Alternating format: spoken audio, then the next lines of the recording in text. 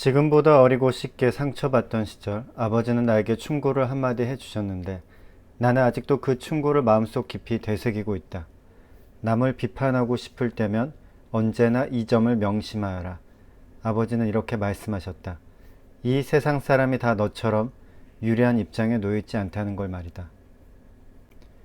나 이름은 닉 캐러웨이다. 아버지의 조언 덕분에 나는 늘 사람들에게 관대한 자세로 대할 수 있었다. 우리 집안은 미국 중서부 도시의 3대에 걸친 부유한 집안이다. 제1차 세계대전에 참전했던 나는 전쟁 후에 고향에 돌아와 마음의 안정을 찾을 수 없었다. 중서부 지방은 세계의 중심지가 아닌 변두리가 되어버린 느낌을 받은 나는 동부에 가서 증권업을 배우기로 결심했다. 시내에 집을 구하는 것이 일하는 데는 좋겠지만 시골을 막 떠나온 나는 통근할 수 있는 웨스트에그라는 시내 외곽 지역의 작은 집을 빌렸다. 웨스트에그의 맞은편에는 이스트에그라는 지역이 있었는데 이곳에는 상류사회의 하얀 저택들이 질비했다. 그곳에는 톰 뷰캐넌 부부가 살고 있었다. 톰은 대학 시절부터 알고 지내던 친구였고 그의 부인 데이지는 나의 먼 친척 여동생뻘이었다. 톰은 대학 시절 꽤 훌륭했던 풋볼 선수였고 집안이 굉장히 부유했다. 데이지는 예쁜 이목구비를 가지고 있었고 그녀의 음성에는 좀처럼 잊기 힘든 어떤 흥분이 깃들어 있어서 많은 남자의 사랑을 받았다. 뷰캐넌 부부는 어울리는 한 쌍이었고 딸도 있었지만 톰에게는 애인이 있었고 이는 비밀이 아닌 사람들 사이의 화제거리였다. 어느 일요일 오후에 톰은 자신의 애인을 소개해 주겠다며 뉴욕 근교에 있는 자동차 정비소로 나를 끌고 갔다. 정비소 주인은 생기가 없어 보이는 윌슨이라는 사람이었고 그의 아내 머틀이 톰의 애인이었다. 나와 톰과 머틀은 머틀의 여동생이 사는 아파트에 가서 취하도록 술을 마셨다. 톰과 머틀이 서로 애인 관계라는 사실은 톰의 부인인 데이지도 잘 알고 있었다. 이웃집에는 여름 내내 음악 소리가 흘러나왔다. 그 집의 주인은 제이 개츠비라는 사람이었고 그 집에는 날마다 호화로운 파티가 열렸다. 대부분의 사람들은 그 파티에 초대받지 않고 그냥 참석했지만 나는 정식으로 초대를 받았다. 파티 장소에 도착하자마자 나는 주인을 찾으려고 했지만 사람들은 주인의 동정에 대해서는 관심이 없는 것 같았다. 이리저리 사람들과 어울리다가 나는 개츠비를 만났다. 나는 그가 개츠비인 줄 몰랐다가 알게 되어서 당황했는데 개츠비는 자신이 주인 노릇을 제대로 못했다고 말하며 나를 보고 웃었다. 그는 사려 깊은 미소를 지었다. 아니, 사려 이상을 담은 미소를 지었다. 영원히 변치 않을 듯한 확신을 내비치는 평생 가도 내 대번밖에는 만날 수 없는 미소였다. 잠시 동안 영원한 세계를 대면한 또는 대면한 듯한 미소였고 또한 당신을 좋아할 수밖에 없으며 당신에게 온 정신을 쏟겠다고 맹세하는 듯한 미소였다. 당신이 이해받고 싶은 만큼 당신을 이해하고 있고 당신이 스스로를 믿는 만큼 당신을 믿고 있으며 당신이 전달하고 싶어하는 최대한 호의적인 인상을 분명히 전달받았다고 말해주는 미소였다. 바로 그 순간 그 미소는 사라졌다. 사람들은 개츠비에 대해서 정확히 알고 있는 바가 별로 없었다. 옥스퍼드 대학교 출신이라는 말이 있었고 살인을 저지른 범죄자일 것이라고 추측하는 사람도 있었다. 개츠비를 알고 난 이후로 꽤 많은 시간이 흘렀지만 그에 대해 더 알아낸 사실은 별로 없었다. 그런데 어느 날 개츠비가 나에게 자기 인생 얘기를 꺼냈다. 개츠비는 자신이 중서부 부잣집 출신이라고 말하며 옥스퍼드에서 교육을 받았다고 말했다. 그리고 가족이 모두 죽는 바람에 거액의 유산을 상속받았다고 했다.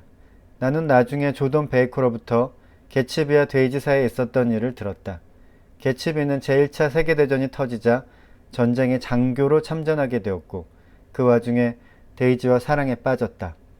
데이지는 해외로 가는 개츠비를 전송하려고 뉴욕에 가려고 했다가 어머니에게 들켜 제지당했고 그 이후에는 군인과 사귀지 않았다. 세계대전이 휴전에 들어가자 사교계에 데뷔한 데이지는 톰 뷰캐넌과 결혼하기로 했다. 그런데 결혼식 피로연이 열리기 30분 전에 데이지는 한 손에 편지를 들고 다른 한 손에는 100포도주 병을 쥐고 곤드레만드레 취해 있었다. 데이지는 자신의 마음이 변했다고 말해달라고 하면서 울기 시작했다. 결국 하녀들이 와서 찬물을 채운 욕조 속에 데이지를 집어넣고 진정시킨 후에 결혼식을 제대로 마칠 수 있었다. 나는 조던을 통해 개츠비의 부탁을 전해들었다. 차를 마시러 오라고 데이지를 내가 살고 있는 곳으로 초대하라는 것이었다. 그래서 개츠비와 데이지가 우연히 만날 수 있도록 도와달라는 것이었다. 나는 데이지에게 전화를 걸어서 톰을 놔두고 혼자서 차를 마시러 오라고 했다. 약속한 날은 비가 퍼부었다. 11시가 되자 비옷을 입은 사람이 잔디 깎는 기계를 들고 우리 집을 방문했다. 개츠비가 보낸 사람이었다. 2시쯤 개츠비의 저택에서 수많은 화분이 와서 우리 집을 온실처럼 만들어 놓았다. 그리고 1시간 뒤 흰 플라넬 양복에 은색 셔츠와 금색 넥타이를 한 개츠비가 서둘러 들어왔다. 시간에 맞추어 데이지가 도착했고 개츠비는 매우 긴장한 것 같았지만 이내 두 사람은 재의 기쁨을 느꼈고 개츠비는 찬란한 빛을 발하는 것처럼 보였다. 곧바로 개츠비는 나와 데이지를 자기 집으로 초대했다. 데이지는 개츠비의 저택을 매우 마음에 들어했다.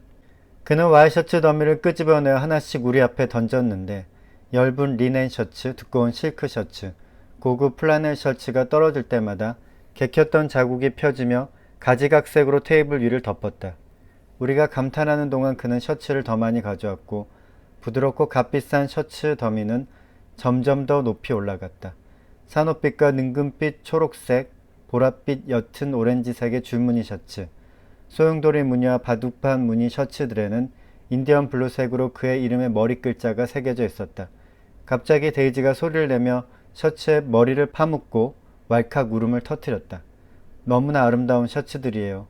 훌쩍거리는 그녀의 목소리는 겹겹이 쌓인 셔츠 더미 속에 묻혀버렸다. 슬퍼져요. 난 지금껏 이렇게 아름다운 셔츠를 본 적이 없거든요.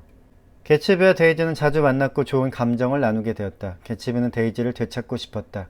그가 그녀에게 바라는 것은 톰에게 난 결코 당신을 사랑한 적이 없어요 라고 말하는 것이었다. 개츠비는 그 말을 시작으로 톰과 데이지가 함께했던 3년간의 결혼 기간을 지워버리고 5년 전의 과거로 돌아가 데이지와 다시 결혼할 수 있기를 바라고 있었다. 개츠비는 정말 과거로 돌아갈 수 있다고 믿었다. 푹푹 찌는 더운 여름날 나와 개츠비 그리고 조던은 초대를 받아 데이지의 집에서 점심을 먹기로 했다. 그 자리에는 톰도 함께 있었다. 데이지가 톰과 머틀의 관계를 알고 있듯이 톰도 개츠비와 데이지의 관계를 알고 있었기 때문에 분위기가 심상치 않았다. 아슬아슬한 분위기가 지속되었다. 데이지는 오후에 다같이 시내에 나가자고 제안했다.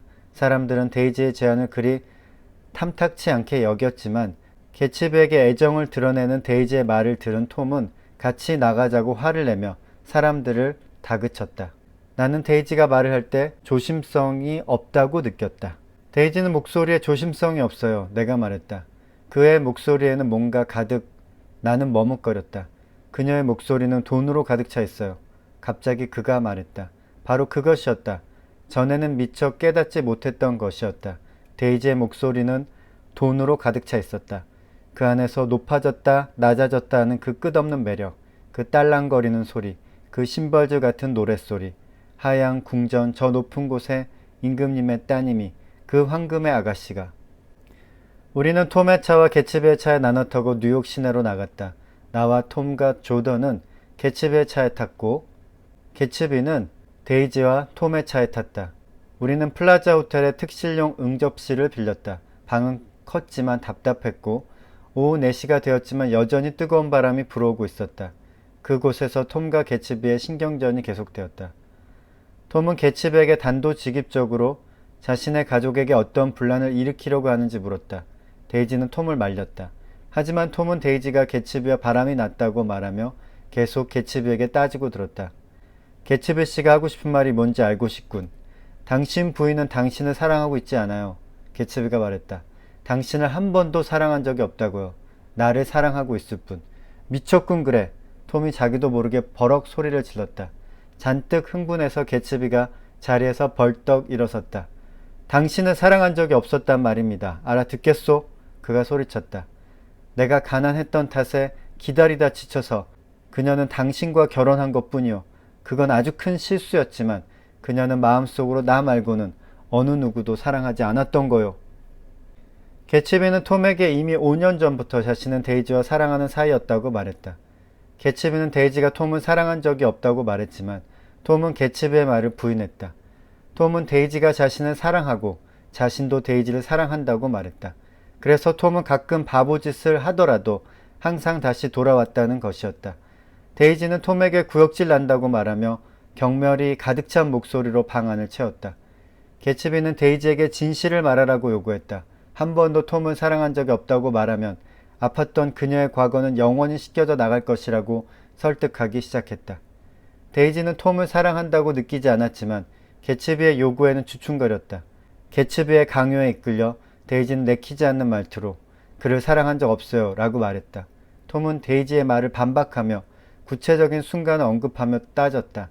데이지는 개츠비를 쳐다보며 말을 걸었다. 아, 당신은 바라는 것이 너무 많아요. 그녀는 개츠비에게 소리쳤다. 지금 난 당신을 사랑하고 있어요. 그걸로 충분하지 않은가요? 과거는 어쩔 수 없잖아요. 그녀는 절망적으로 흐느껴 울기 시작했다. 저 사람을 한 번쯤은 사랑했단 말이에요. 하지만 당신도 사랑했어요. 톰과 개츠비 사이에 거친 말이 오고 가며 데이지는 공포에 질렸다. 분위기는 더욱더 험악해져서 개츠비가 말을 하면 할수록 데이지는 점점 더 움츠러들었고 결국 개츠비도 자신이 원하는 말을 들을 수 없을 것이라 생각하고 포기했다. 데이지가 톰에게 집에 가자고 애원했다. 톰은 데이지에게 개츠비의 차를 타고 두 사람이 먼저 떠나라고 아량을 베풀듯 말했다. 톰은 개츠비의 주저넘은 애정 행각이 끝났기 때문에 데이지를 더 이상 괴롭히는 일은 없을 것이라고 했다. 개츠비와 데이지가 차를 몰고 떠났고 조금 지나서 윌슨의 자동차 정비소 앞에서 머틀이 뺑소니차에 치여 사망하는 사고가 발생했다. 신문에서 죽음의 자동차라고 이름 붙인 그 차는 머틀을 친 이후에 비틀비틀하더니 잠시 후 모퉁이를 돌아 사라졌다. 아무도 머틀이 어떤 차에 의해서 치였고 운전자가 누구였는지 정확하게 알지 못했다. 단지 어떤 목격자에 의해 그 차가 노란색이라는 사실만을 알 수 있었다. 밤이 되어서 집으로 돌아가던 나와 톰과 조던은 사고가 났다는 사실을 알게 되었고 뺑소니차가 개츠비의 것이라고 짐작할 수 있었다. 톰의 집에서 웨스트에그로 돌아가려고 택시가 오기로 한 쪽으로 걸어가던 나는 개츠비를 만났다. 그리고 머틀을 친 것은 개츠비가 아니라 데이지였다는 사실을 알게 되었다. 개츠비는 사람이 죽었다는 사실에는 별다른 충격을 받지 않은 것 같았고 데이지의 반응만을 신경 쓰고 있었다. 개츠비는 경찰에게 자신이 사고를 냈다고 말할 것이라고 했다. 다음 날이 되어 나는 개츠비에게 가서 잠시 이곳을 떠나 있으라고 충고했다. 하지만 개츠비는 전혀 그럴 생각이 없었다. 데이지가 어떻게 할 생각인지 알기 전에는 떠날 수 없다는 것이었다. 그날 밤 개츠비는 젊은 시절 이야기를 나에게 들려주었다. 그는 무엇보다도 데이지 얘기를 더 하고 싶어 했다. 그녀는 그가 난생 처음으로 알게 된 멋진 여자였다. 그는 숨겨진 다양한 능력을 발휘해 상류층 사람들과 만나긴 했지만 그들과의 사이는 언제나 눈에 보이지 않는 가시철조망이 가로놓여 있었다. 그는 그녀가 몹시도 탐났다. 처음에는 캠프 테일러의 다른 장교들과 같이 그녀의 집에 놀러 갔지만 나중에는 혼자서 찾아갔다. 그에게는 놀라운 일이었다. 그렇게 아름다운 집에 들어가 보기는 처음이었다. 그러나 그 집에서 숨막힐 정도로 격한 기분을 느낀 것은 바로 데이지가 그 집에 살고 있다는 사실 때문이었다. 그녀에게 그 집은 훈련소의 텐트가 그에게 예사로운 것처럼 그렇게 예사로운 것이었다. 그 집 주위에는 농익은 신비스러움이 있었다. 위층에는 어떤 침실보다 아름답고 시원한 침실이 있을 것만 같았고 복도마다 대단하고 즐거운 일들이 일어나고 있을 것만 같았으며 라벤더 속에 소중하게 보관해 놓은 곰팡내 나는 로맨스 말고 금년에 출시된 최신형의 번쩍거리는 자동차 냄새를 풍기는 신선하고 생기 넘치는 로맨스가 있을 것만 같았고 시들지 않는 꽃들이 춤을 추고 있을 것만 같았다. 지금까지 많은 남자들이 이미 데이지를 사랑했다는 사실 또한 그의 가슴을 더욱 설레게 했다. 그럴수록 그의 눈에는 그녀의 가치가 더 크게 보였던 것이다. 그는 그 남자들의 존재가 아직도 떨리는 감정의 그림자와 메아리로 그 집 주위를 가득 채우고 있다는 느낌을 받았다. 개츠비가 데이지를 처음 본 순간부터 그는 그녀에게 빠져 있었다. 개츠비가 외국으로 떠나기 전날 오후에 그는 데이지를 오랫동안 안고 있었다. 두 사람은 그 시간 마음속 깊은 곳까지 서로 통하는 느낌을 받았다. 개츠비는 군대에서 꽤 성공한 편이었지만 데이지는 개츠비를 기다리기보다는 하루에도 몇 번씩 남자들과 데이트를 즐겼다. 하지만 데이지도 어떤 결심을 해야 할 필요성을 느끼게 되었고 톰 뷰캐넌이 나타나자 그 결심은 구체성을 띠게 되었다. 개츠비가 군대에 간 사이 데이지는 톰과 결혼했고 제대한 이후에 데이지가 살고 있는 동네에 찾아와 그녀와의 추억을 떠올렸다. 데이지는 신혼여행을 떠나 있는 중이었다. 나는 개츠비 아침 식사를 마치고 시내에 나가기 위해 떠났다. 개츠비는 계속 데이지의 전화를 기다리고 있었다. 악수를 나누고 울타리에 다다르기 직전에 나는 그에게 돌아섰다. 그 인간들은 썩어빠진 족속이요. 나는 잔디밭 너머로 소리쳤다. 당신 한 사람이 그들을 모두 합쳐놓은 것만큼이나 훌륭합니다. 나는 지금까지도 그때 그 말을 잘했다고 생각한다. 나는 처음부터 끝까지 그가 하는 행동에 찬성한 적이 없기 때문에 그것이 그에게 한 유일한 칭찬이었다. 처음에 그는 점잖게 고개를 끄덕이더니 나중에는 활짝 밝아진 얼굴로 그동안 줄곧 그 범행을 공모해 오기라도 한 것처럼 알았다는 듯이 미소를 지었다. 오후에 개츠비는 수영복으로 갈아입고 풀장으로 갔다. 그리고 총소리가 들렸지만 그 총소리를 심각하게 들은 사람은 없었다. 나는 기차역에서 개츠비의 집으로 곧장 차를 몰았고 걱정스러운 마음으로 층계를 올라가자 그 집에 있던 사람들은 그제서야 놀란 표정을 지었다. 수영장에는 개츠비를 태운 매트리스가 불규칙하게 움직이고 있었고 매트리스 아래에는 붉은 동그라미가 남겨져 있었다. 그리고 조금 떨어진 잔디밭에는 윌슨의 시체가 발견되었다. 개츠비를 발견한 지 30분 뒤 나는 본능적으로 데이지에게 전화를 걸었다. 그러나 톰과 데이지는 이미 짐을 꾸려가지고 나갔다는 말만 전해 들었다. 나는 개츠비의 죽음을 알렸고 그와 관계를 가지고 있었던 사람들이 그의 장례식에 찾아와 주기를 바랐다. 하지만 아무도 찾아오지 않았고 개츠비의 아버지만이 그의 죽음을 지키기 위해 왔다. 개츠비의 아버지는 내게 개츠비의 어렸을 적 계획표와 결심을 보여주었다. 장례식이 거행되었지만 여전히 개츠비를 찾아오는 사람은 없었다. 나는 동부의 도시가 내가 살던 곳보다 더 우월한 곳이었음을 깨달았을 때조차도 뭔가 뒤틀린 구석이 있는 것처럼 보였다. 개츠비가 죽은 뒤 동부에 대한 그런 느낌은 더욱 끊임없이 내 머릿속을 휘젓고 다녔다. 그래서 나는 결국 고향으로 돌아가기로 결심했다. 10월의 어느 날 나는 우연히 톰을 만났다. 나는 그날 오후 윌슨에게 뭐라고 말했는지 톰에게 물었다. 톰은 윌슨에게 그 자동차의 주인이 누구인지 사실대로 말해주었다고 했다. 나는 그를 용서할 수도 좋아할 수도 없었지만 그는 자기가 한 일이 완벽하게 정당한 것이었다고 생각했다. 모든 것이 뒤죽박죽 되는 대로였다. 톰과 데이지, 그들은 경솔한 인간들이었다.